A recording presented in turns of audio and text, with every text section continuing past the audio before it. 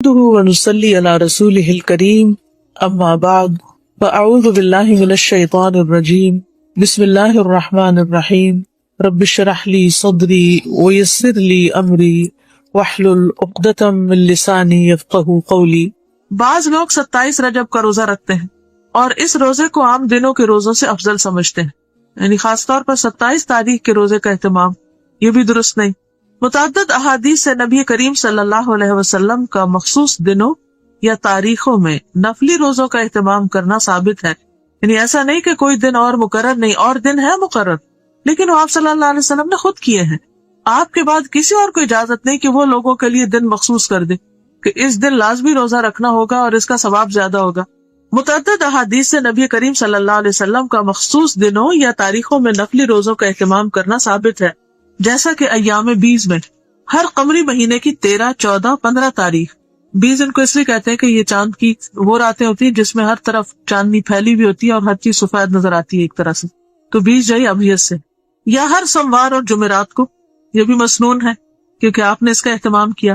ذوالحجہ کے ابتدائی عشرے میں پہلے 10 دن، یعنی 9، 10 محرم کو ابتدائی عشرے میں، یعنی اس کا مطلب نہیں کہ 10 تاریخ تک، 10ویں تاریخ کو تو عید ہوتی ہے، یعنی 9 تاریخ تک مراد ہے، 9، 10 محرم کو، یا پھر کثرت سے ماہ شعبان میں، ان تمام کے بارے میں صحیح اور مستند احادیث ملتی ہیں، لیکن 27 رجب کے روزے کے بارے میں کوئی روایت نہیں ہے، لہٰذا اگر کوئی خصوصی طور پر اس دن کا روزہ رکھتا ہو تو اس کا روزہ تو ہو سکتا ہے، مگر یہ عمل مسنون نہیں ہوگا بلکہ بدعت شمار ہوگا۔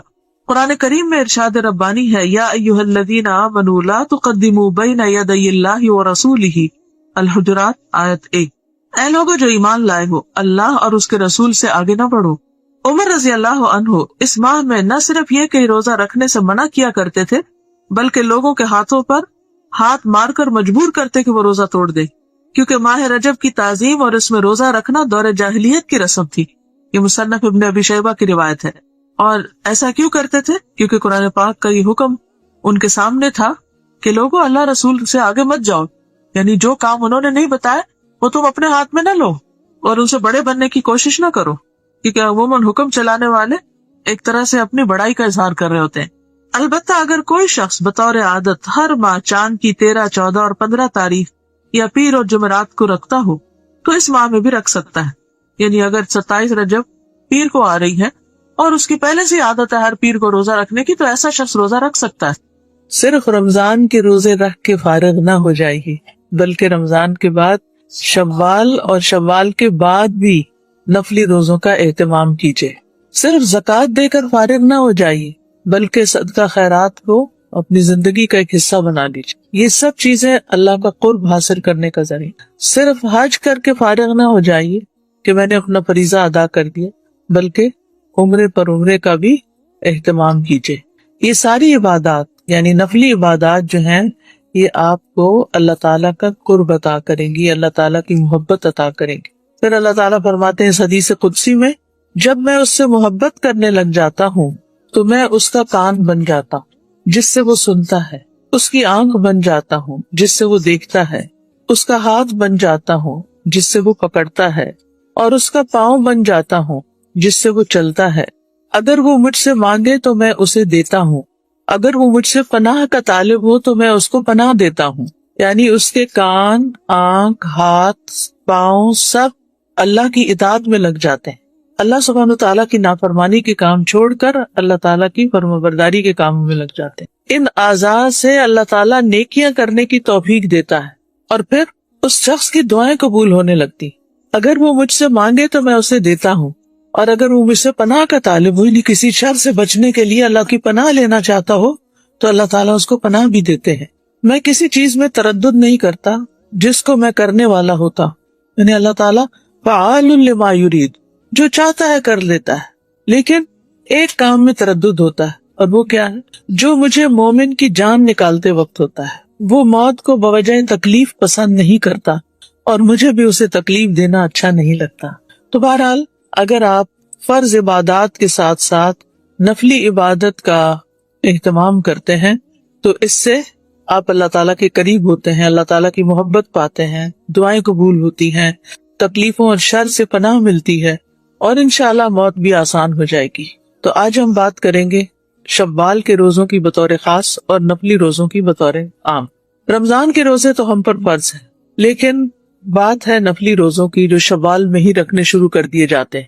نفلی روزہ وہ ہوتا ہے جو فرض سے زائد ہوتا ہے، فرض کے علاوہ ہوتا ہے، فرض کی قضا نہیں ہوتی، نفل اس میں نفل کی نیت نہیں ساتھ شامل کرتے۔ وہ روزہ جو خالصتاً اپنی خوشی سے رکھا گیا، دل کی خوشی سے، کسی مجبوری سے نہیں، کسی کے کہنے پر نہیں، کسی کے پریشرائز کرنے پر نہیں، اپنے دل کی محبت اور اپنے دل کی خوشی سے۔ اور اس لیے بھی نہیں کہ بس روزہ رکھنا ہے، سارے لوگ رکھ رہے ہیں، اگر میں نہیں رکھوں گی تو لوگ کہیں گے تم نے شوال کے روزے نہیں رکھے، اور مجھے سب کو بتانا تو ہے کہ میں بھی رکھ رہی ہوں۔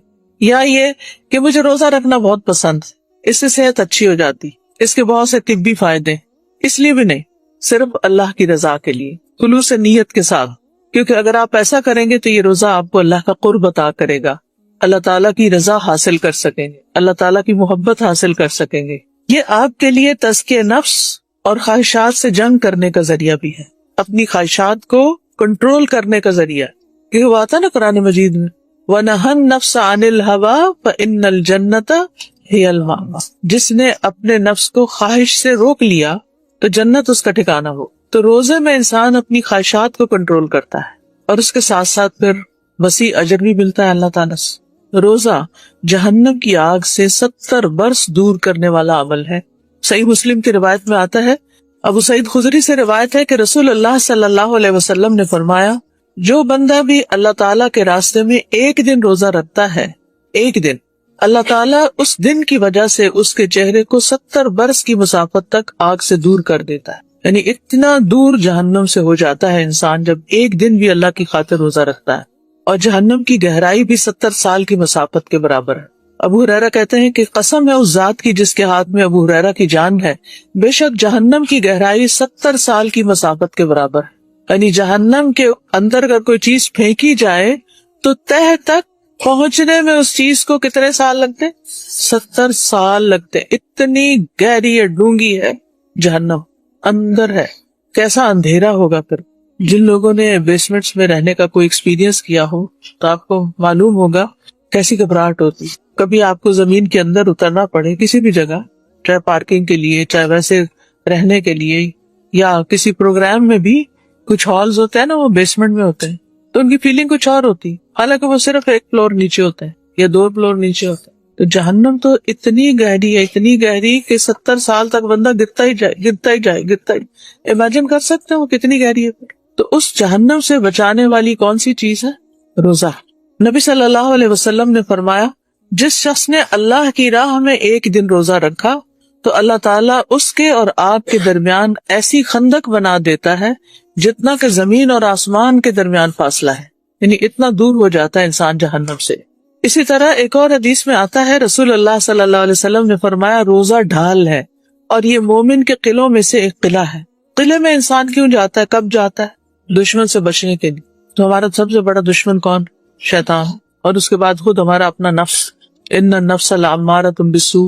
تو جب انسان روزہ رکھتا ہے تو بہت سی برائیوں سے بچتا ہے، اور کیا کہتا ہے کہ میں روزے سے ہوں، اور پھر روزے کی وجہ سے وہ ایک قلعے میں محفوظ ہو جاتا ہے، یعنی گناہوں سے بھی محفوظ ہو جاتا ہے، شیطان کے حربوں سے محفوظ ہو جاتا ہے۔ پھر روزے کو ایک ڈھال بھی کہا گیا ہے، الصیام جنۃ کجنۃ احدکم من القتال۔ رسول اللہ صلی اللہ علیہ وسلم نے فرمایا، روزہ ڈھال ہے، یعنی آگ سے بچانے والی چیز ہے، جس طرح لڑائی میں تم میں سے کسی کی ڈھال ہوتی ہے۔ ایک اور روایت میں آتا ہے مسند احمد کی، رسول اللہ صلی اللہ علیہ وسلم نے فرمایا، جو شخص اللہ کی راہ میں اپنی زائد چیز خرچ کر دے، یعنی جو ضرورت سے زائد ہے، اس کا ثواب 700 گنا ہوگا۔ جو اپنی ذات اور اپنے اہل خانہ پر خرچ کرے، یا کسی بیمار کی عیادت کرے، یا کسی تکلیف دہ چیز کو راستے سے ہٹا دے، تو ہر نیکی کا بدلہ اس جیسی 10 نیکیاں ہوں گی۔ اور روزہ ڈھال ہے، بشرطے کہ انسان اسے پھاڑ نہ دے۔ پھاڑتا کیسے؟ گناہ کر کے، غلط کام کر کے۔ نفلی عبادات تو بہت سی ہیں، لیکن روزے جیسا کوئی عمل نہیں۔ حدیث میں آتا ہے، ابو امامہ کہتے ہیں، میں رسول اللہ صلی اللہ علیہ وسلم کے پاس حاضر ہوا اور میں نے عرض کیا، مجھے ایسی چیز کا حکم دیجئے جو میں آپ سے حاصل کر لوں۔ آپ نے فرمایا، روزہ رکھا کرو، کیونکہ اس جیسی کوئی چیز نہیں، یعنی ایسی نیکی ہے کہ کوئی اور چیز اس کا مقابلہ نہیں کر سکتی۔ اور ابو امامہ ہی کی ایک روایت اور میں جو تفصیل سے آتی ہے، ابو امامہ کہتے ہیں کہ رسول اللہ صلی اللہ علیہ وسلم نے ایک لشکر ترتیب دیا تو میں آپ کی خدمت میں حاضر ہوا اور عرض کیا یا رسول اللہ صلی اللہ علیہ وسلم میرے حق میں اللہ سے شہادت کی دعا کر دیجئے۔ آپ نے فرمایا اے اللہ انہیں سلامت رکھ اور انہیں مال غنیمت عطا فرما۔ چنانچہ ہم مال غنیمت کے ساتھ صحیح سالم واپس آئے۔ پھر رسول اللہ صلی اللہ علیہ وسلم نے ایک اور لشکر ترتیب دیا۔ پھر میں آپ کے پاس آیا اور عرض کیا یا رسول اللہ صلی اللہ علیہ وسلم میرے حق میں اللہ سے شہادت کی دعا کر دیجئے۔ آپ نے فرمایا اے اللہ انہیں سلامت رکھ اور مال غنیمت کے ساتھ لوٹا۔ پھر تیسری مرتبہ جب لشکر ترتیب دیا تو میں نے عرض کیا یا رسول اللہ میں اس سے پہلے بھی 2 مرتبہ آپ کے پاس آ چکا ہوں۔ میں نے آپ سے یہ سوال کیا تھا کہ آپ اللہ سے میرے حق میں شہادت کی دعا کر دیجئے، لیکن آپ نے اللہ عز و جل سے سلامتی اور غنیمت کی دعا کی اور ہم مال غنیمت لے کر صحیح سالم واپس آ گئے، لہٰذا یا رسول اللہ اب تو میرے لیے شہادت کی دعا کر دے۔ لیکن آپ نے فرمایا اے اللہ انہیں سلامت رکھ اور انہیں مال غنیمت عطا کر۔ کہتے ہیں ہم مال غنیمت لے کر صحیح سالم واپس آ گئے۔ اس کے بعد میں آپ کی خدمت میں حاضر ہوا اور عرض کیا اللہ کے رسول مجھے کسی عمل کا حکم دیجئے، کوئی حکم دیجئے میں کوئی کام کروں، کچھ نیکی کروں۔ آپ نے فرمایا اپنے اوپر روزے کو لازم کر لو کیونکہ اس جیسا کوئی عمل نہیں، یعنی روزہ رکھنے کی عادت ڈال لو۔ تو ظاہر ہے کہ رمضان تو 1 مہینے میں ہی گزر جاتا ہے، پھر سال کے 11 مہینے تو ہم خوب چھٹی کرتے، پھر اگلے رمضان میں روزے رکھتے۔ لیکن آپ نے دیکھا ہوگا کہ رمضان کے روزے رکھ کر ایسی عادت ہوتی ہے کہ دل نہیں چاہتا رمضان ختم ہو، کیونکہ ہمارے اوقات، ہمارا ٹائم ٹیبل، ہمارا کھانے پینے کا سسٹم، ہمارا فزیکل ڈائجسٹو سسٹم وہ بھی اتنا ریگولر ہو چکا ہوتا ہے کہ ہم سکون میں آئے ہوئے ہوتے ہیں۔ تو اس لیے کتنا احسان ہے ہم پر ہمارے دین کا کہ ہمیں رمضان کے بعد پھر مزید روزے رکھنے کی ترغیب دی گئی۔ تو بہرحال حضرت ابو امامہ نے نبی صلی اللہ علیہ وسلم کی یہ حدیث اس طرح پلے باندھی، کہا جاتا ہے کہ ابو امامہ، ان کی بیوی اور ان کے خادم کو اکثر روزے رکھتے دیکھا گیا۔ اگر دن کے وقت ان کے گھروں سے دھواں اٹھتا ہوا دکھائی دیتا تو لوگ سمجھ جاتے آج ان کے ہاں کوئی مہمان آیا ہے، ورنہ ان کے ہاں دن کو کھانا نہیں پکتا۔ امامہ رضی اللہ عنہ کہتے ہیں کہ ایک عرصے تک میں اس پر عمل کرتا رہا جب تک اللہ کو منظور ہوا، پھر میں آپ کے پاس حاضر ہوا اور عرض کیا یا رسول اللہ آپ نے مجھے روزے رکھنے کا حکم دیا تھا، مجھے امید ہے کہ اللہ نے ہمیں اس کی برکتیں عطا فرمائی ہیں۔ یا رسول اللہ صلی اللہ علیہ وسلم اب مجھے کسی اور عمل کا حکم دیجیے، یعنی یہ تو عادت پکی ہوگی، اب کوئی اور بتائیے۔ نبی صلی اللہ علیہ وسلم نے فرمایا جان لو کہ اگر تم اللہ کے لیے ایک سجدہ کرو گے تو اللہ اس کی برکت کی وجہ سے تمہارا ایک درجہ بلند کر دے گا اور ایک گناہ معاف کر دے گا۔ تو یہ ہیں وہ عبادتیں جن کی وجہ سے انسان کو اللہ تعالیٰ کا تقرب حاصل ہوتا ہے اور انسان کے دل کے اندر بھی ایک سکون آتا ہے اور انسان کی آخرت بھی سنور جاتی ہے، کیونکہ فرائض کی ادائیگی سے زیادہ بندہ کسی چیز سے اللہ کا قرب حاصل نہیں کرتا، اور مسلسل نوافل کے ذریعے بندہ اللہ کا قرب حاصل کرتا رہتا ہے، یہاں تک کہ اللہ تعالیٰ اس بندے سے محبت کرنے لگ جاتا ہے، اور جب محبت کرتا ہے تو پھر اس کو نیکیوں کی توفیق بھی دیتا ہے۔ اور اللہ تعالیٰ کی محبت کی علامت کیا ہے کہ روزے دار کے منہ کی بو اللہ کے نزدیک مسک کی خوشبو سے بھی زیادہ اچھی ہوتی ہے۔ پھر یہ کہ روزہ صدقہ بھی ہے۔ ابو اسد الدؤلی کہتے ہیں کہ ہم ابو ذر رضی اللہ عنہ کے پاس تھے کہ انہوں نے کہا صبح ہوتی ہے تو تمہارے ایک ایک جوڑ پر صدقہ لازم ہو چکا ہوتا ہے، اور ہر روز ایسے ہوتا ہے، چنانچہ اس کی ہر نماز صدقہ ہے، یعنی انسان کی روزہ صدقہ ہے، حج صدقہ ہے، یعنی یہ ہم اپنے جسم کا صدقہ دیتے چلے جاتے ہیں، جان کا صدقہ دے رہے ہوتے ہیں، اور صدقہ گناہوں کو بھی بجھاتا ہے، گناہوں کی آگ ٹھنڈی کرتا ہے، فتنوں کا کفارہ بھی ہے۔ حدیث میں آتا ہے کہ آدمی کو اس کے اہل و عیال، اس کے مال اور اس کی اولاد اور اس کے پڑوسیوں کے بارے میں جو آزمائش آتی ہے اس کی معافی نماز، روزے، صدقے اور امر بالمعروف اور نہی عن المنکر سے ہو جاتی، یعنی ہمارے جو گناہ ہوتے ہیں، ہماری جو زیادتیاں ہوتی ہیں، وہ کس طرح معاف ہو جاتی ہیں؟ ان نیکیوں کی وجہ سے، ان الحسنات یذہبن السیئات۔ اسی طرح روزہ جو ہے وہ دعاؤں کی قبولیت کا ذریعہ ہے۔ رسول اللہ صلی اللہ علیہ وسلم نے فرمایا 3 آدمیوں کی دعا رد نہیں کی جاتی، ان میں سے ایک روزے دار کی، یہاں تک کہ وہ اس کو افطار کر لے۔ اور روزے دار کے لیے 2 خوشیاں بھی ہیں، کون کون سی؟ ایک تو جب وہ افطار کرتا ہے تو اس کو خوش ہوتا ہے، ذهب الظمأ وابتلت العروق وثبت الاجر انشاءاللہ، اور دوسری جب وہ اپنے رب سے ملے گا تو اپنے روزے سے خوش ہوگا، کیونکہ روزے کی جزا کون دے گا؟ اللہ تعالیٰ۔ ہر نیکی کا بدلہ بتا دیا گیا ہے کہ ایک نیکی کا بدلہ 10 نیکی ہے، لیکن روزے کا بدلہ نہیں بتایا گیا۔ الصوم لی وَأَنَا أَجْزِي بِهِ. روزہ میرے لیے اور میں اس کا بدلہ دوں گا. وہ سرپرائز ہے. تو قیامت کے دن جب انسان اپنے روزے کا بدلہ دیکھے گا تو وہ خوش ہو جائے گا. اس سے بڑھ کر اور کیا چاہیے. اور پھر اگر کوئی شخص روزے کی حالت میں فوت ہو جائے، نبی صلی اللہ علیہ وسلم نے فرمایا جو شخص اللہ کی رضا کے لیے ایک دن روزہ رکھے اور اسی پر اس کا اختتام ہو جائے، یعنی روزے کی حالت میں ہی رخصت ہو جائے، تو وہ جنت میں داخل ہوگا، دخل الجنہ. پھر اسی طرح قبر میں روزہ مومن کی حفاظت کرتا ہے. یعنی میت کو جب قبر میں رکھ دیا جاتا ہے تو وہ دفنانے والوں کی واپسی کے جو قدم ہوتے ہیں ان کی آواز سنتے ہیں.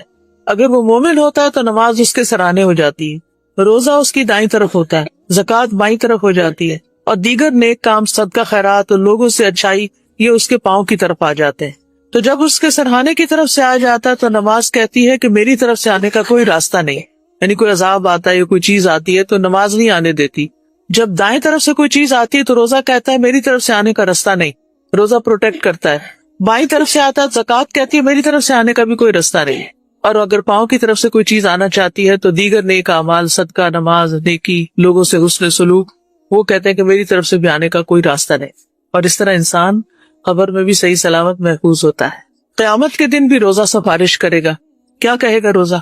اے رب، میں نے دن کے وقت اسے کھانے اور خواہشات کی تکمیل سے روکے رکھا، اس کے بارے میں میری سفارش قبول فرمائی، یعنی اس کو بخش دیجیے اور اس کی سفارش قبول کر لی جائے گی.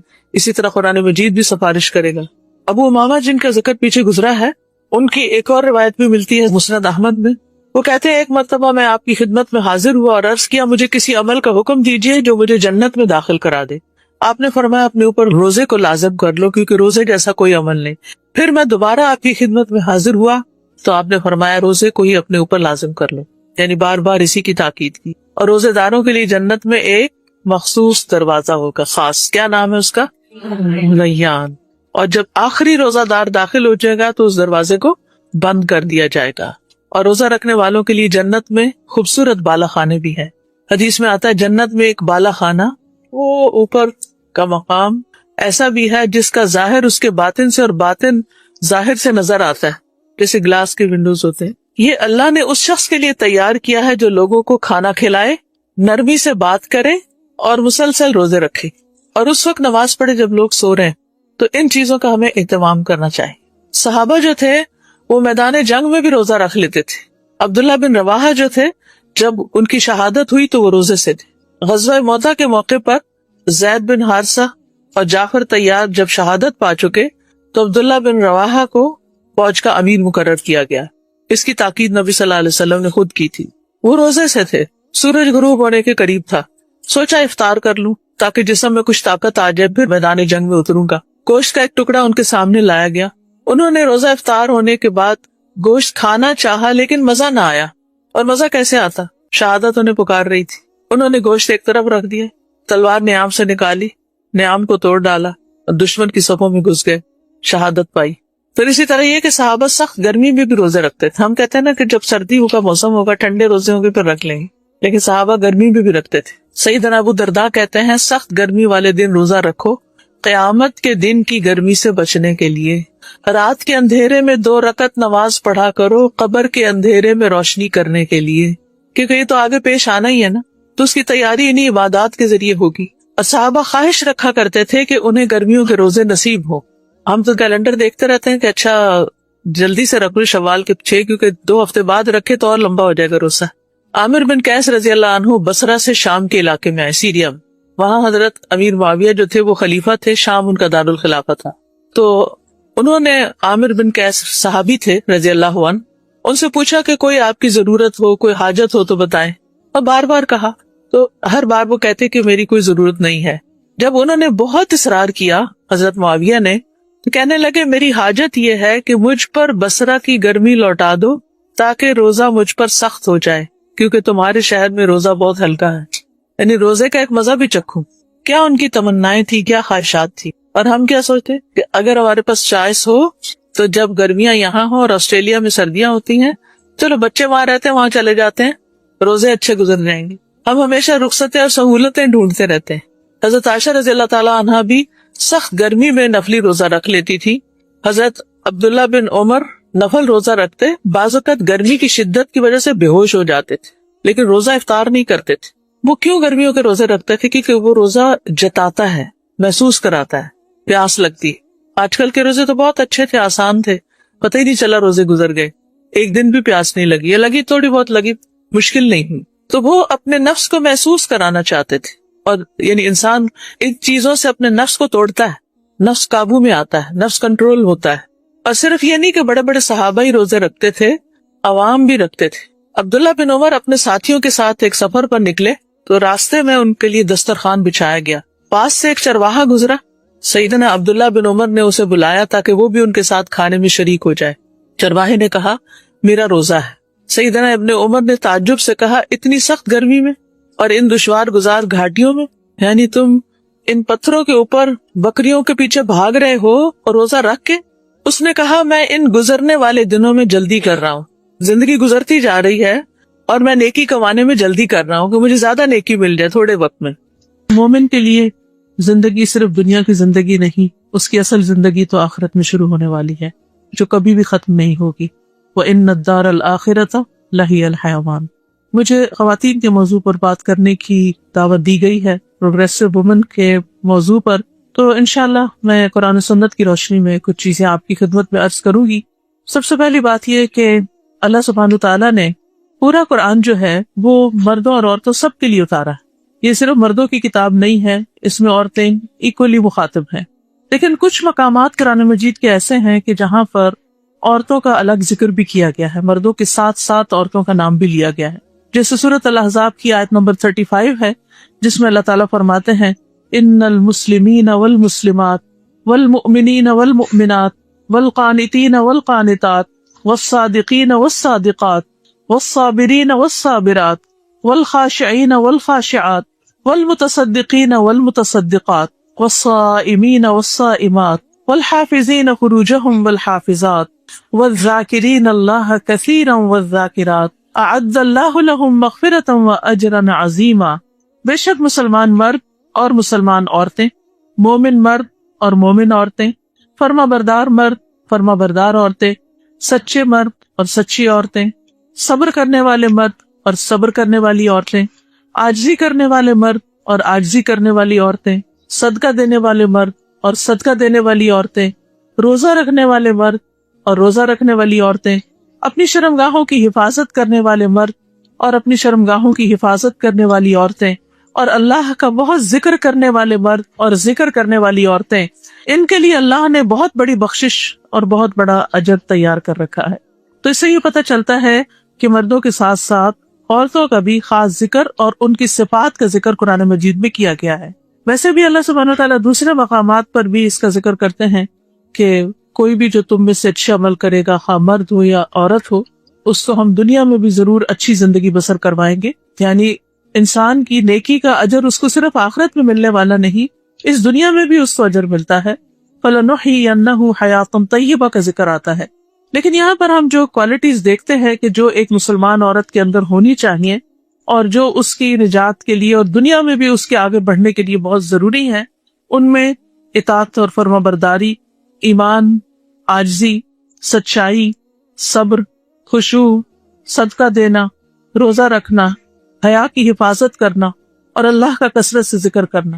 تو اس میں آپ دیکھ رہے ہیں کہ یہاں پر نماز کا ذکر نہیں، لیکن جنرلی نماز اس کے اندر شامل ہوگی. لیکن کچھ اور چیزیں جو یعنی پرسنل ٹریٹس ہیں ان کا ذکر کیا گیا ہے، اور کچھ اللہ کے حقوق بتائے گئے ہیں، کچھ بندوں کے حقوق بتائے گئے ہیں کہ جن کا ادا کرنا ضروری ہے. تو سورۃ الاحزاب کی یہ آیت 35 جو ہے، اس کی روشنی میں ہر خاتون کو اپنا جائزہ لینا چاہیے کہ جن لوگوں کے لیے اللہ تعالیٰ نے بخشش اور بہت بڑے اجر کا وعدہ کیا ہے، کیا یہ کوالٹیز میرے اندر موجود ہیں یا نہیں ہے. ان میں سب سے پہلی چیز جس کا ہمیں اہتمام کرنا چاہیے وہ ہے ہمارا ایمان. یعنی کسی بھی قیمت پر ہمارا ایمان جو ہے وہ کم نہ ہو، اور اس ایمان میں سب سے بڑھ کر ہمارا اللہ سبحانہ تعالیٰ سے ایک مضبوط تعلق ہونا چاہیے. کیونکہ اللہ سبحانہ تعالیٰ ایک ایسی ہستی ہے کہ هو الاول والآخر والظاہر والباطن، اور سب کچھ جاننے والا، ہم سب کو پیدا کرنے والا، ہم سب کو رزق دینے والا، ہم سب کو دنیا میں بے شمار نعمتیں دینے والا، اور جس کی طرف ہم نے واپس جانا ہے، یعنی جس سے جا کر ہمیں ملاقات کرنی ہے اور جس کے ہاتھ میں ہماری آخرت کی کامیابی ہے، سب سے پہلے کرنے والا کام یہ ہے کہ ہم اس سے اپنے تعلق کو مضبوط کریں، اس کی پہچان کریں، کیونکہ جب تک کوئی اپنے محسن، اپنے خالق کو نہیں جانتا، اس کا شکر ادا نہیں کرتا، وہ آگے نہیں بڑھتا. کیونکہ شکر ادا کرنے والوں کے لیے اللہ سبحانہ وتعالیٰ نے وعدہ کر رکھا ہے لَإِن شَكَرْتُمْ لَأَزِيدَنَّكُمْ، کہ اگر تم نے شکر ادا کیا تو میں تمہیں اور زیادہ عطا کروں گا، یعنی نعمتیں اور بھی دوں گا، دنیا میں بھی ملیں گی، آخرت میں بھی ملیں گی. تو اللہ سبحانہ وتعالیٰ ہی نے تو چونکہ سب کچھ ہمیں دیا ہے، اس لیے اس کو بھول کر ہم کہیں بھی ترقی نہیں کر سکتے. ایک شخص جو اللہ تعالیٰ کو نہیں مانتا، جو آخرت کو نہیں مانتا، اس کے لیے سب کچھ یہ دنیا ہی ہے. لیکن بحیثیت ایک مسلمان کے جب ہم یہ دعویٰ کر لیتے ہیں کہ اللہ ہم تجھ پر ایمان رکھتے ہیں، ہم آخرت کو مانتے ہیں، فرشتوں کو مانتے ہیں، کتابوں کو مانتے ہیں، تو اس کے بعد ہمارے اوپر کچھ ذمہ داریاں آ جاتی ہیں. اور وہ کیا ہے کہ ہم اپنے اس دعوے کو سچا کریں کہ واقعی ہم اللہ کو مانتے ہیں. اور کیا مانتے ہیں؟ اللہ کو سب سے بڑا مانتے ہیں. جیسے نماز میں ہم ہر سٹیپ پر کیا کہتے ہیں؟ اللہ اکبر، اللہ اکبر، اللہ اکبر، اللہ سب سے بڑا ہے، اللہ سب سے بڑا. تو ہمیں اپنے آپ سے سوال کرنا چاہیے کہ کیا میری زندگی میں واقعی اللہ سب سے بڑا؟ اگر وہ سب سے بڑا ہے تو اس کا حکم بھی سب سے بڑا، اس کی کتاب بھی سب سے بڑی، اس کی ہر بات بھی سب سے بڑی ہے. لہٰذا کچھ بھی ہو جائے، میں دنیا میں کسی بھی مقام پہ پہنچ جاؤں، کچھ بھی کروں، لیکن میری زندگی میں میرا رب سب سے بڑا ہو اور میرا تعلق اس سے سب سے زیادہ مضبوط ہو. جب وہ مجھے اپنی عبادت کے لیے بلائے تو میں حاضر ہو جاؤں، اور جب وہ مجھے بندوں کی خدمت کے لیے کہے تو میں بندوں کی خدمت کے لیے حاضر ہو جاؤں. جیسے ایک جگہ پر آتا ہے کہ اللہ سبحانہ وتعالیٰ قیامت کے دن فرمائیں گے اے ابن آدم، میں بھوکا تھا، تو نے مجھے کھانا نہیں کھلایا.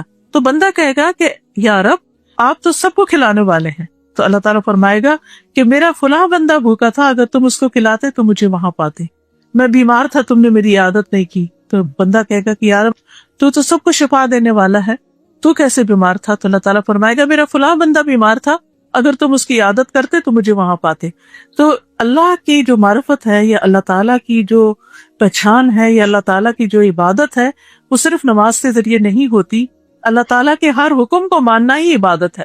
جو اطاعت ہے وہی دراصل عبادت ہے، کیونکہ اللہ تعالیٰ نے ہمیں اپنی عبادت کے لیے پیدا کیا. اللہ تعالیٰ ہم سے چاہتا یہ ہے کہ ہم اس دنیا میں رہتے ہوئے ایسی زندگی بسر کریں کہ جو اس کو راضی کر سکے، اس کو خوش کر سکے. ایک انسان کی ترقی کا اسی پر دار و مدار ہے. جب ہم پروگریسو ہونے کی بات کرتے ہیں تو اس کو صرف مانیٹری سینس میں نہیں لینا چاہیے، اس میں ہماری روحانی ترقی بھی ہے، اس میں ہماری علمی ترقی بھی ہے، اس میں ہماری دنیا کے معاملات میں بھی آگے بڑھنا ہے.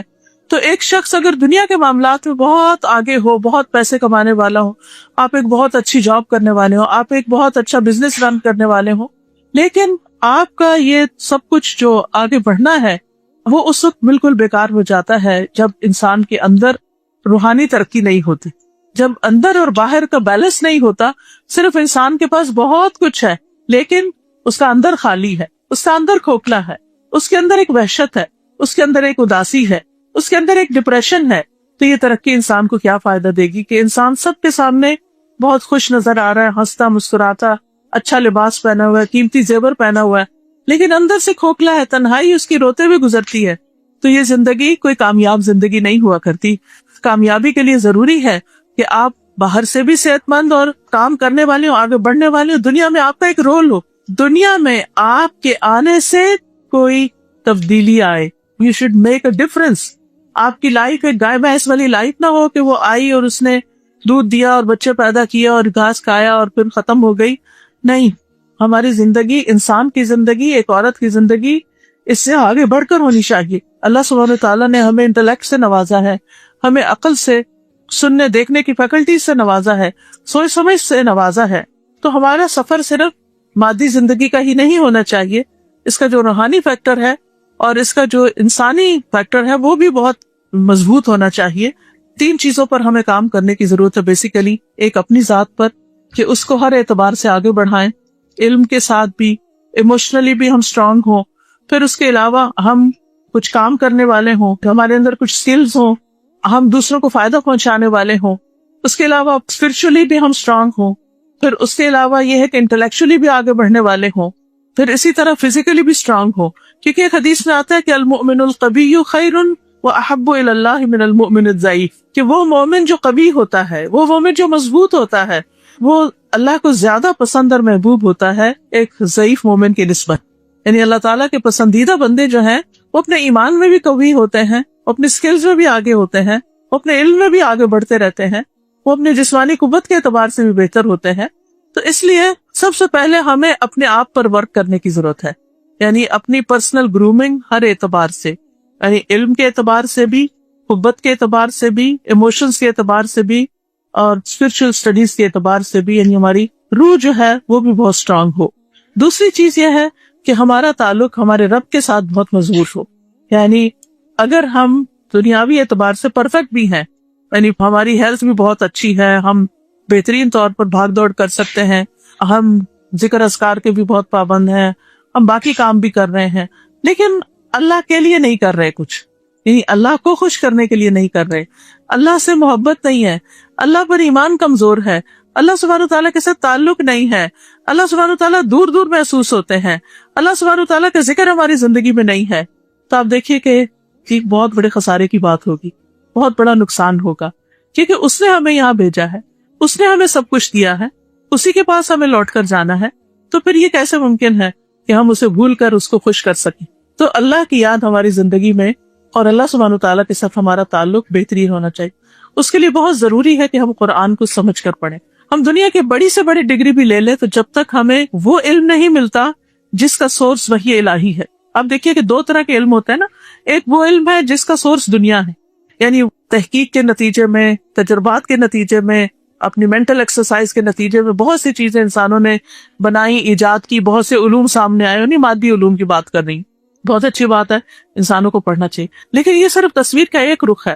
اس پلانٹ کے اوپر جو کچھ ہے صرف اس کو جان لینا کافی نہیں. اس تصویر کا ایک دوسرا رخ ہے، اور وہ ہے آخرت کا رخ. وہ ہے اللہ سبحانہ وتعالیٰ کی طرف سے آنے والا علم جو ہمیں غیب کی خبریں دیتا ہے، جو ہمیں آگے کی بتاتا ہے، جس کا سورس وحی الہی ہے. یعنی اللہ سبحانہ وتعالیٰ نے قرآن مجید جو ہے وہ اپنے علم کے ساتھ نازل کیا. تو اگر ہمیں صرف دنیا کا علم ہے اور آخرت کا علم نہیں، اگر ہمارے علم کا سورس صرف انسان ہے کہ انسانوں نے جو کتابیں لکھی یا انہوں نے جو تحقیقات ریسرچز کی، صرف وہ اگر ہمارے علم کا سورس ہے اور ہمارا علم اس سے آگے نہیں جا رہا، یعنی جیسے پروفٹس جو کچھ لے کر آئے ہیں، محمد صلی اللہ علیہ وسلم کے پاس جبریل امین آتے تھے جو مخلوقات میں سے ایک بہت بڑی مخلوق ہے. جب نبی صلی اللہ علیہ وسلم نے پہلی دفعہ ان کو دیکھا تھا تو ان کے 600 پر تھے اور پورے افق پر چھائے ہوئے تھے. اور اسی طرح معراج کے موقع پر بھی آپ نے ان کو دیکھا، وہ وحی لے کر آتے تھے. تو قرآن مجید جو ہے وہ وحی الہی پر مبنی ہے، یعنی علم کا ایک سورس ہیومن مائنڈ ہے، انسانی تجربات ہیں، اور ایک وحی الہی ہے. تو جب تک اس میں بیلنس نہیں ہوگا اس وقت تک آپ ایک کامیاب زندگی نہیں بسر کر سکتے. تو آپ اچھی سے اچھی ڈگری لیں، خوب پڑھیں، لیکن آگے بڑھنے کے لیے، ہمیشہ کی کامیابی کے لیے ضروری ہے کہ آپ پروگریس کریں، اور اس کے لیے قرآن مجید کو بھی سمجھ کر پڑھیں. زندگی میں اور نہیں تو کم از کم ایک بار ضرور آپ یہ دیکھیں کہ آپ کے رب نے آپ کو اس دنیا میں رہنے کے لیے کیا طریقے سکھائے، اور وہ اس کے علاوہ ہمیں پتہ نہیں چل سکتے جب تک ہم قرآن و سنت کا مطالعہ نہیں کرتے. تو اپنے رب سے تعلق مضبوط کرنے کے لیے رب کی کتاب کو پڑھنا بے حد ضروری ہے، دین کو سمجھنا ضروری ہے، اور اس کو ہم اپنے ایک ٹائم ٹیبل کے اندر شامل کر سکتے ہیں، اور چھوٹی چھوٹی باتیں سیکھ کر اپنے اخلاق میں، اپنے کردار میں، اپنے روزمرہ کے زندگی کے اندر لا سکتے ہیں. تیسری چیز جس پر آپ کو ورک کرنا ہے وہ آپ کے ریلیشن شپس ہیں، اپنے رشتہ داروں کے ساتھ، اپنے گھر والوں کے ساتھ، اپنے نیبرز کے ساتھ، انسانوں کے ساتھ، مسلمز کے ساتھ، نان مسلم کے ساتھ، دنیا میں جتنے بھی لوگ پائے جاتے ہیں. اب آپ دیکھیں اب تو دنیا ایک گلوبل ولیج بن چکی ہے، ہر طرف سے انٹریکشن ہو رہی ہے، مختلف طرح سے ان لوگوں کو ایکسپوجر ہو گیا، ہر چیز آپ کے ہاتھوں میں، پامز میں موجود ہے. جس چیز کے بارے میں آپ نکال کے پڑھنا چاہیں آپ ریسرچ کر کے پڑھ سکتے ہیں، جان سکتے ہیں. تو ایسے میں ان سب کے ساتھ ہمارا رویہ کیسے ہونا چاہیے، جنگ میں کیا ہو، امن میں کیا ہو، زندگی میں کیا ہوگا، اس کے بعد کیا ہوگا، یہ سب کچھ ڈیپینڈ کرتا ہے کہ آپ دوسرے انسانوں کے ساتھ کس طرح زندگی بسر کریں. قرآن مجید میں سب سے پہلا حق ہمیں جو بتایا گیا انسانوں میں سے، اللہ سبحانہ وتعالیٰ نے اپنے حق کے بعد وہ کس کا ہے؟ والدین کا. لیکن اکثر والدین جن سے میں ملتی ہوں وہ اپنے بچوں کی طرف سے ہی سب سے زیادہ پریشان ہوتے ہیں. بچے بات نہیں سنتے، بچے شاؤٹ کرتے ہیں، بچے روڈنس اختیار کرتے ہیں، بچے پوچھتے نہیں ہیں. آج ہی صبح مجھے کسی نے بتایا کہ ان کی کسی سے بات ہو رہی تھی کہ ان کے فادر جو ہیں وہ کسی الیکشن میں کامیاب ہوئے تو ان کا بیٹا پرائیویٹ جیٹ لے کر ایک دن کے لیے فادر کو ملنے کے لیے آیا، لیکن دوستوں کے ساتھ گھومتا رہا, ماں کو نہیں پوچھا. تو وہ بیچاری رو رہی تھی, چیخ رہی تھی, چلا رہی تھی کہ میرے بیٹے نے مجھے نہیں پوچھا, کیونکہ ایک ہی اکلوتا بیٹا ہے ان کا. تو میں یہ سوچ رہی تھی کہ چاہے انسان کے پاس زندگی کی ساری نعمتیں بھی ہوں, لیکن اگر اولاد کی خوشیاں وہ نہیں دیکھ سکتا, اولاد اس کے ساتھ اچھے سے بات نہیں کرتی, اولاد کی محبت اس کو نہیں ملتی, تو اس کی زندگی میں ایک بہت بڑا خلا ہوتا ہے. اگر نان مسلم بھی ہو پیرنٹس, اگر وہ پریکٹسنگ نہیں بھی, پھر بھی ان کے ساتھ اچھا سلوک کرنے کی ضرورت ہے. اگر وہ ہمارے ساتھ زیادتی بھی کرے, پھر بھی ان کے ساتھ احسان کا برتاؤ کرنے کی ضرورت ہے. تو ایک مسلمان لڑکی, ایک کامیاب لڑکی, آپ دیکھیے اب ماں کی دعاؤں کے بغیر کیسے کامیاب ہو سکتے ہیں. اگر وقتی طور پر آپ آگے بڑھتے بھی جا رہے ہیں تو کہیں سے بھی سلپ ہو سکتے ہیں, کہیں سے بھی گر سکتے ہیں. تو ماؤں کی جو دعائیں ہوتی ہیں وہ جب دل سے نکلتی ہیں تو وہ آپ کے لیے ایک سہارا بنتی ہیں, آپ کے لیے ایک پروٹیکشن کا باعث بنتی ہیں. یعنی اللہ سبحانہ تعالیٰ کی طرف سے آپ کے لیے خیر اور بھلائی آتی ہے. تو اس لیے بہت ضروری ہے کہ as a young Muslim girl آپ کے اپنے ریلیشن شپ اپنے پیرنٹس کے ساتھ بہت اچھے ہونے چاہیے, اور اگر اچھے نہیں تو طریقہ سیکھنا چاہیے, ان لوگوں سے مدد لینی چاہیے کہ ہم کس طرح ان کے ساتھ اچھی طرح پیش آئیں اور کس طرح ان کے ساتھ اچھا سلوک کریں. اس کے بعد آپ میں سے جو لوگ شادی شدہ ہیں اور ان کے یعنی اسپاؤسز ہیں, تو ایک عورت کے لیے ایک گھر کو جنت بنانے کے لیے بہت ضروری ہے کہ اس کا تعلق اپنے شوہر کے ساتھ بہت اچھا ہو. آپ ایک کمپلیٹ پرفیکٹ ایک پروفیشنل وومن ہو سکتی ہیں, لیکن اگر آپ کا گھر آپ کے لیے جہنم بنا ہوا ہے, آپ کو شوہر کی محبت حاصل نہیں, آپ کو اپنے بچوں کی طرف سے سکون نہیں, تو صرف پروفیشنل لائف آپ کو سکون نہیں دے سکتی. اس لیے بہت ضروری ہے کہ بیلنس رکھ کر آگے بڑھا جائے. مجھے ابھی آپ کی ایک ٹیچر جو ہیں ان کی بات بہت اچھی لگی کہ وہ کام بھی کرتی ہیں لیکن اپنے بچوں اور گھر بار کو بھی دیکھتی ہیں. تو بہت ضروری ہے کہ ہم اپنے گھر اور باہر کی زندگی میں ایک بیلنس رکھیں. پھر شادی کے بعد آپ دیکھیے کہ اپنے پیرنٹس تو دور ہو جاتے ہیں, لیکن پھر کون پیرنٹس ہوتے ہیں, ان لاس پیرنٹس بنتے ہیں. ان پیرنٹس کے ساتھ بھی اچھا سلوک کرنے کی ضرورت ہے, ان کے ساتھ بھی بنا کے رکھنے کی ضرورت ہے. پھر اسی طرح جو ایکسٹینڈیڈ فیملی ہے, اپنے بہن بھائیوں کے ساتھ, نبی صلی اللہ علیہ وسلم نے فرمایا کہ جو شخص یہ چاہتا ہے کہ اس کی عمر میں برکت دی جائے اور اس کے رزق میں برکت دی جائے, اور یہ دو چیزیں ہم سب کو بہت پسند ہیں کہ ہماری عمر لمبی ہو اور ہمارے پاس ڈھیر سارا مال ہو, فرمایا وہ اپنے رشتہ داروں سے اچھا سلوک کرے, اپنے ریلیشن شپس اچھے رکھیں. اور یہ بہت ضروری ہے کہ ہم اپنے ریلیشن شپس بہتر بنائیں, اور یہ ممکن نہیں جب تک کہ وہ ہم سے اچھا نہ بھی کرے پھر بھی ہم اچھے کرتے رہیں. اور اس کے لیے صبر کرنے کی ضرورت ہوتی ہے, اور اپنی زندگی سے جلد بازی نکال دیں, کیونکہ بعض اوقات ہم ایک دم ججمنٹل ہو جاتے ہیں, ایک دم جواب دے جاتے ہیں, ایک دم غصے میں آ جاتے ہیں, ایک دم بات کو واپس منہ پہ پلٹ دیتے ہیں. اس سے ریلیشن شپ خراب ہوتے ہیں. تو بہت ضروری ہے کہ ہم اچھے ریلیشن شپ کے لیے ان کے ساتھ صبر کے ساتھ زندگی بسر کریں. ایک شخص آیا کہنے لگا, اللہ کے رسول صلی اللہ علیہ وسلم, میں اپنے رشتہ داروں کے ساتھ بہت اچھا کرتا ہوں لیکن وہ اچھا نہیں کرتا. آپ نے فرمایا کہ جب تک تم ان کے ساتھ اچھا کرتے ہو تو تم ایسے ہی گویا تم ان کے منہ پہ خاک پھینک رہے, ان کے منہ میں گرم راکھ ڈال رہے ہو, اور اللہ کی طرف سے تمہارا ایک مددگار ہوگا. پھر اسی طرح یہ ہے کہ انسانیت کی اوور آل یعنی رشتہ داروں کے بعد, خاندان کے بعد, انسانیت کی بھلائی کے لیے ضرور کچھ کام کریں. چاہے آپ ان کو تعلیم دیں, چاہے آپ ان کے لیے کچھ ایجاد کریں, چاہے آپ ان کی بیماری دور کر کے آگے بڑھیں. اور آپ کو پتہ ہے کہ اس وقت دنیا میں ایک بہت بڑا کرائسس ہے ذہنی بیماریوں کا. آپ اسے کتنے لوگ سائیکالوجی پڑھتے ہیں, ماشاءاللہ, بہت اچھی بات ہے. تو آپ دیکھیے کہ لوگ منتظر ہیں ایسے لوگوں کے کہ جو آگے بڑھ کر ان کی نفسیات کو سمجھے اور انہیں زندہ رہنے کا, اچھی زندگی بسر کرنے کا ڈھنگ سکھائیں. انسانوں کی تکلیف اور دکھ دور کرنا جو ہے یہ بہت بڑی نیکی ہے. یعنی ایک تو ہے ان کو اگر کوئی آنکھوں کا ڈاکٹر ہے, کوئی دل کا ڈاکٹر ہے, یہ بھی بہت بڑی بات ہے. قرآن میں آتا ہے جس نے ایک جان بچائی اس نے گویا پوری انسانیت کو بچا لیا. بہت بڑی نیکی ہے, کیونکہ ایک شخص جان بچانے کے قابل نہیں ہوتا, ایک ڈاکٹر, جب تک کہ وہ ایک لمبا عرصہ پڑھے نہیں, محنت نہیں کرے, کوشش نہیں کرے. جب وہ محنت کرے گا, کوشش کرے گا, کسی قابل بنے گا تو ہی کسی کی بیماری کو ٹھیک کرنے کے لیے آگے بڑھے گا, ورنہ تو شاید ٹھیک کو بھی بیمار کر دے. تو بہت ضروری ہے کہ آپ اپنے پروفیشنل لائف جو ہے, جو کچھ آپ پڑھ رہے ہیں, اس میں ابھی آنےسٹی کے ساتھ خوب محنت کریں. اللہ سبحانہ و تعالیٰ نے پاکستانی قوم کو بہت زبردست نعمتیں دی ہیں, بہت بلیسڈ ہیں آپ, اور بہت ٹیلنٹ دیا آپ کو. آپ بہت آگے جا سکتے ہیں, اپنے آپ کو انڈر ایسٹیمیٹ نہیں کیا کریں. بہت سارے لوگ ایسے ہیں جو یہاں ان کو اپرچونٹیز نہیں ملی, باہر نکلے ہیں تو انہوں نے بڑے بڑے کمالات کیے ہیں, بڑی بڑی چیزیں بنائی ہیں. تو اس لیے پاکستان کو اس وقت بہت زیادہ ضرورت ہے کہ اس میں پڑھا لکھا طبقہ جو ہے وہ اپنا کردار ادا کرے. قوم کا ایک بڑا حصہ جو ہے وہ جاہل، یعنی بہت زیادہ مشکلات ہیں اس راستے میں. اور اس میں آپ کو معلوم ہی ہوگا کہ گیلپ کے سرویز جو ہوتے رہتے ہیں اس میں لٹریسی ریٹ کے بارے میں، اور پھر خاص طور پر آپ دیکھیے کہ جو قرآنک لٹریسی ہے اس کے بارے میں ریسنٹلی میں نے ایک گیلپ سروے پڑھا، جس میں آپ دیکھیے کہ سوشل ایشوز پر گیلپ، اگر آپ ان کی میلنگ لسٹ پر ہوں تو آپ کو ریگولر بیسس پر وہ سرویز بھیجتے رہتے ہیں.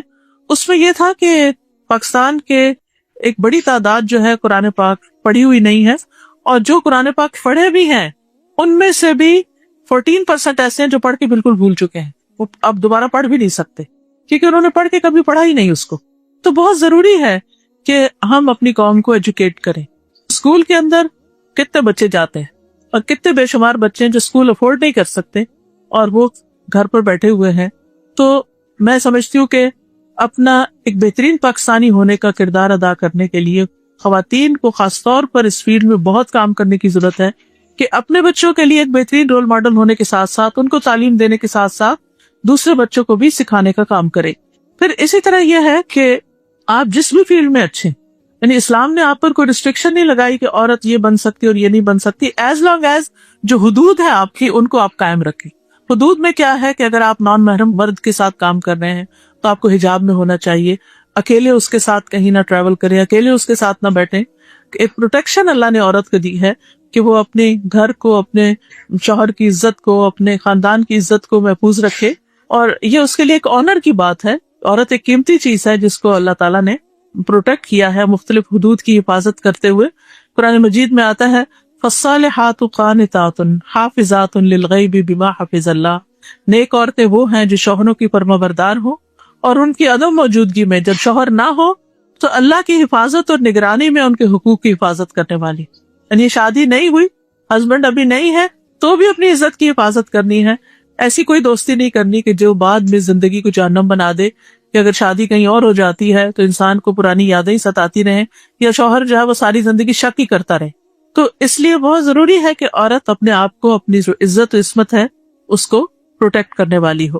پھر اسی طرح یہ ہے کہ قرآن مجید میں واضح طور پر فرمایا گیا ہے عورتوں کے لیے یہ ہے کہ وہ پاک دامن ہو، محصنات غیر مصافحات ولا متخذات اخدان، بدکاری کرنے والی نہ ہو، چھپے دوست بنانے والی نہ ہو.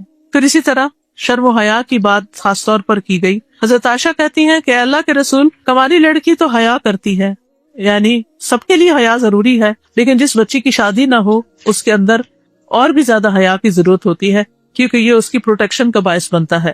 پھر اسی طرح یہ ہے کہ پرسنل ٹریٹس کے اندر شکر گزاری اور صبر کرنا جو ہے یہ بہت ضروری ہے، کیونکہ اسی سے کامیابی ملتی. جیسے حدیث میں آتا ہے وَعَلَمْ أَنَّ النَّصْرَ مَعَ الصَّبْرِ، جان لو کہ کامیابی صبر کے ساتھ ہے، درگزر کے ساتھ ہے. شکوے شکایات سے بچنے کی ضرورت ہے، قناعت اختیار کرنے کی ضرورت ہے. پھر اسی طرح صدقہ خیرات. صدقہ خیرات کا کانسیپٹ بھی بڑا وسیع ہے.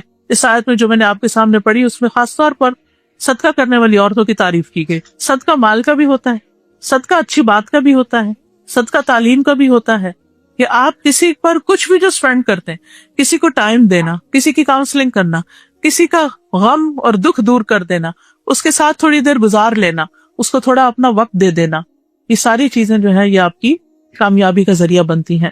پھر اسی طرح یعنی فراخ دلی جو ہے اور دوسروں کے کام آنا اور رشتہ داروں کو دینا، اور اس میں سب سے زیادہ یہ کہ اگر آپ کسی کو کچھ نہیں دے سکتے تو زبان سے تکلیف نہیں دینی چاہیے. یہ بھی ایک صدقہ ہے، یعنی انسان دوسرے کے لیے خوشی کا باعث ہو، نہ کہ لان تان کر کے اور عیب جوئی یا تجسس کر کے اپنے آپ کو محروم رکھے خیر و بھلائی سے. مجھ سے یہ بھی ذکر کیا گیا تھا آپ کی طرف سے کہ میں حضرت خدیجہ کے بارے میں بھی ضرور کچھ بات کروں. جیسا کہ آپ جانتے ہیں کہ حضرت خدیجہ رضی اللہ تعالیٰ عنہا جو ہے وہ قریش کے ایک بہت معزز خاندان سے تھی. ان کی والدہ بھی بہت ہی ایک معزز خاندان سے تھی. ان کے والد ایک بہت بڑے تاجر تھے، اور کہا جاتا ہے کہ حضرت خدیجہ کی عمر ابھی چھوٹی ہی تھی کہ ان کے والد کا انتقال ہو گیا. تو ان کے والد کا جو بزنس تھا پھر وہ انہوں نے سنبھالا تھا، اور یہ اسلام لانے سے پہلے کی بات ہے. اور ان کا بزنس اتنا بڑا تھا کہ اب دیکھیے ان کی سمجھداری اور ذہانت اور قابلیت. کہتے ہیں کہ مکہ کے جو قافلے گرمیوں میں شام کی طرف اور سردیوں میں یمن گرم علاقے کی طرف جاتے تھے تو ان میں سے جو کاروان ہوتے تھے سارے مکہ والوں کا کاروان ایک طرف اور خدیجہ رضی اللہ تعالیٰ اکیلی کا کاروان اس سے بڑا دوسری طرف ہوتا. पर्सनली वो नहीं जाती थी कैरावान के साथ, वो उस पर लोगों को हायर करती थी और फिर उनको भेजा करती थी। और इसीलिए जब हजरत खदीजा को ये पता चला कि नबी सल्लल्लाहु अलैहि वसल्लम जो हैं बहुत सादिक और अमीन हैं, तो उन्होंने आपसे रिक्वेस्ट की कि आप उनके कारवान के साथ जाएं और वो उनको दूसरों के मुकाबले में दुगना पे करेगी। और अपने गुलाम बैसरा को भी आपकी हेल्प के लिए भेजा, और जैसा कि आप जानते हैं कि उसने वापस आकर बहुत तारीफ की और आपने उस तिजारत से नफा भी बहुत ज्यादा कमाया। तो हजरत खदीजा रज़ी अल्लाह ताला अन्हा ने फिर आप सल्लल्लाहु अलैहि वसल्लम से शादी का जो है ख्वाहिश जाहिर की। हजरत खदीजा की पहले 2 दफा शादी हो चुकी थी, वो उम्र में 15 साल बड़ी थी आपसे। नबी सल्लल्लाहु अलैहि वसल्लम 25 साल के थे और उनकी उम्र 40 साल हो चुकी थी। इंडिपेंडेंट खातून थी, फाइनेंशियली बहुत स्ट्रांग खातून थी, और इन सब चीजों से बढ़कर बहुत ज्यादा नबी सल्लल्लाहु अलैहि वसल्लम के साथ तामुन करने वाली, आपके साथ मोहब्बत करने वाली सबसे पहली औरत जो मुसलमान हुई और पहली खातून जिसने नबी सल्लल्लाहु अलैहि वसल्लम के साथ शादी की। और ये शादी बहुत ही कामयाब शादी थी। शादी के पहले 15 साल जो नबी सल्लल्लाहु अलैहि वसल्लम की 40 साल उम्र तक पहुंचने से पहले, ये साल हजरत खदीजा के आपके साथ बहुत खूबसूरत गुजरे, जिसमें आपके बच्चे पैदा हुए। यानी ये वो अरसा है, आप सोचिए कि फिजिकली कितनी स्ट्रांग होंगी। 40 साल में अगर शादी हुई है और 15 साल मजीद वो बच्चे पैदा करती रही हैं, और अब्दुल्ला जो सबसे छोटे बच्चे थे वो नबूवत के बाद पैदा हुए।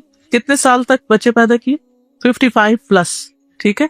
यानी 40 साल में शादी हुई और 15 साल तक जो अभी आप सल्लल्लाहु अलैहि वसल्लम नबी नहीं बने थे तो उनके बच्चे पैदा होते रहे। यानी उनमें 4 बेटियां भी थी आपकी, और एक बेटा कासिम, और फिर उसके बाद छठा बच्चा जो है वो अब्दुल्ला, जिसको ताहिर और तय्यब कहते हैं, वो पैदा हुए। आज आप देखिए कि हम जितना जितना पढ़ लिख जाते हैं उतना ही बच्चों से घबराने लगते हैं, और अगर हमारा कोई काम कारोबार बिजनेस हो या जॉब हो तो हम कहते हैं बच्चे ना ही हो तो अच्छे। यानी एक ट्रेंड ऐसा पैदा हो रहा है ना। हालांकि औरत बच्चों के बगैर कंप्लीट नहीं होती। औरत का डिप्रेशन सबसे ज्यादा जो चीज खत्म कर सकती है वो उसके बच्चे ही। मैंने बहुत क्लोजली वॉच किया है 2 तरह की खवातीन को, एक वो जो खारिन है और एक वो जिनके छोटे बच्चे हैं।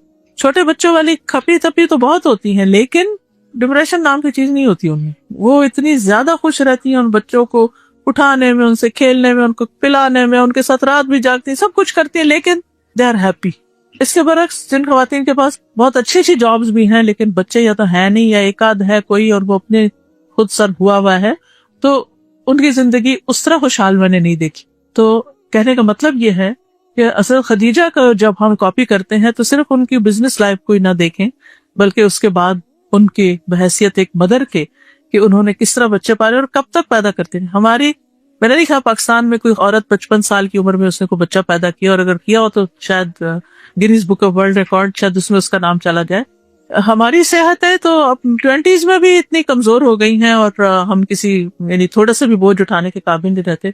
हम पढ़ के जाते हैं, मुझे भी याद है जब कॉलेज से जाते थे तो फिर घर जाके कोई काम करने को दिल नहीं चाहता था, फिर लेके असाइनमेंट्स और चीजें बैठ जाते थे। अक्सर बच्चियों का यही हाल होता है, माएँ बेचारी उनकी खिदमत करते करते उनको आगे पुश करती रहती हैं, लेकिन शादी के बाद फिर या तो बैठ जाती हैं या फिर कुछ खवातीन हिम्मत करके मेहनत करके आगे बढ़ती हैं। तो यह है कि इसके लिए अगर हम वाकई अपनी जिंदगी बेहतर बनाना चाहते हैं, दूसरों की जिंदगी बेहतर बनाना चाहते हैं, तो उसके लिए बहुत जरूरी है कि फिर हमारी फिजिकल, मेंटल, स्पिरिचुअल हेल्थ जो है वो बहुत अच्छी हो, तब हम कुछ तब्दीली ला सकते हैं। फिर आप देखिए कि हजरत खदीजा जो है जब नबी सल्लल्लाहु अलैहि वसल्लम नबी बनते हैं तो सबसे पहले उनको सपोर्ट करने वाली, उनको काम करने वाली, उनको कंबल उड़ाने वाली, उनका ख्याल रखने वाली, उनको अपने कजन वर्का बिन नौफल के पास ले जाने वाली ये कौन थी? एक खातून थी। अल्लाह सुब्हानहू तआला ने उनको आपके लिए इतना हमदर्द और मददगार और गमगुसार बनाया कि इतने बड़े बोझ को उन्होंने खूबसूरती के साथ आपके साथ बांटा। इसीलिए रसूल अल्लाह सल्लल्लाहु अलैहि वसल्लम ने फरमाया कि तुम्हारी इत्तिबा के लिए जहान की 4 औरतें ही काफी हैं। मरियम बिनते इमरान जो हज़रत ईसा की वालदा हैं, खदीजा बिनते खुवैलिद और फातिमा बिनते मोहम्मद सल्लल्लाहु अलैहि वसल्लम और फिरौन की बीवी आसिया।